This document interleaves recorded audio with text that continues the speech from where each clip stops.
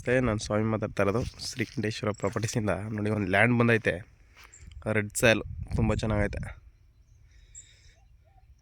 ಮೈಸೂರಿಗೆ ಒಂದು 58 ಕಿಲೋಮೀಟ್ರ್ ಆಗುತ್ತೆ ಲ್ಯಾಂಡಿಂದ. ರೆಡ್ ಸಾಯಿಲು ತುಂಬ ಚೆನ್ನಾಗಿದೆ. ತಾರ್ ರೋಡಿಂದ ಜಸ್ಟ್ ಒಂದು 10 ಮೀಟ್ರ್ ಆಗುತ್ತೆ ಅಷ್ಟೇ.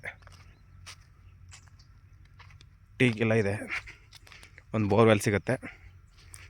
9 ಎಕರೆ 10 ಗುಂಟೆ ಇದು. 1.25 ಎಕರೆ ಖರಾಬ್ ಸಿಗುತ್ತೆ.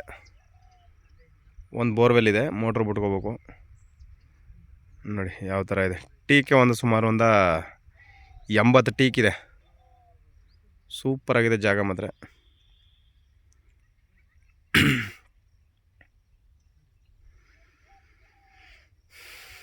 ಯಾವ ಥರ ಇದೆ ನೋಡಿ, ಸೂಪರಾಗಿದೆ ಜಾಗ ಮಾತ್ರ. Red soil. ಡಾಕ್ಯುಮೆಂಟ್ಸ್ ಎಲ್ಲ ಲೀಗಲ್ ಆಗಿದೆ. ಡೈರೆಕ್ಟ್ ಬೇಕಾದ್ರೆ ರಿಜಿಸ್ಟ್ರಿಗೆ ಹೋಗ್ಬೋದು. ನ್ಯಾಷನಲ್ ಹೈವೇಯಿಂದ ಜಸ್ಟು 10 ಮೀಟ್ರ್ ಆಗುತ್ತೆ ಒಳಗಡೆಗೆ ಅಷ್ಟೇ. ಜಸ್ಟ್ 10 ಮೀಟ್ರ್ ತೋರಿಸ್ಕೊಡ್ತೀನಿ ನಿಮ್ಗೆ. ಅದನ್ನು ಇವರು 1 ಎಕರೆಗೆ 33 ಲಕ್ಷ ಹೇಳ್ತಾವ್ರೆ. ನೆಗೋಷಿಯಬಲ್, ಲೈಟ್ಲಿ ನೆಗೋಷಿಯಬಲ್ ಆಗುತ್ತೆ. ಒಂದು 50,000 ಹೆಚ್ಚು ಕಮ್ಮಿ ಆಗ್ಬೋದು. ನೋಡಿ, ಒಳ್ಳೆ ಬೌಂಡ್ರಿ, ದೊಡ್ಡ ಬೌಂಡ್ರಿ. ಗುಂಡ್ಲುಪೇಟೆಗೆ ಜಸ್ಟ್ ಒಂದು 2 ಕಿಲೋಮೀಟ್ರ್, 3 ಕಿಲೋಮೀಟ್ರು.